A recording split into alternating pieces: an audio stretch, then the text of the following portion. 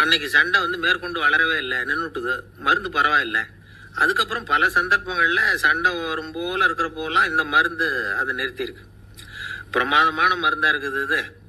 இதை கொஞ்சம் அதிகமாகவே வாங்கி வீட்டில் வச்சுக்க வேண்டியதுதான் அப்படின்னு முடிவு பண்ணிட்டு இந்த அம்மா மறுபடியும் பக்கத்து வீட்டு அம்மாகிட்ட போனாங்க.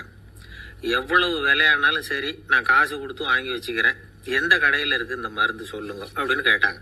இந்த மருந்துக்கு விலையே கிடையாதுங்க, இலவசமாகவே கிடைக்கும்னாங்களாம் அவங்க. அது எப்படி விலை இல்லாமல் இதை விற்க முடியுது அப்படின்னு கேட்டாங்களாம் இவங்க.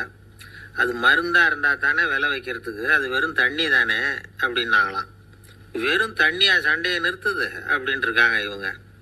அது சண்டையை நிறுத்தலை, உன்னோட மௌனம் தான் சண்டையை நிறுத்துது.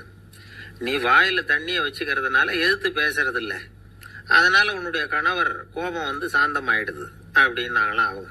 இந்த கதையிலிருந்து சண்டையை நிறுத்துற மருந்து எதுன்னு தெரிஞ்சுக்கிட்டோம் இல்லையா?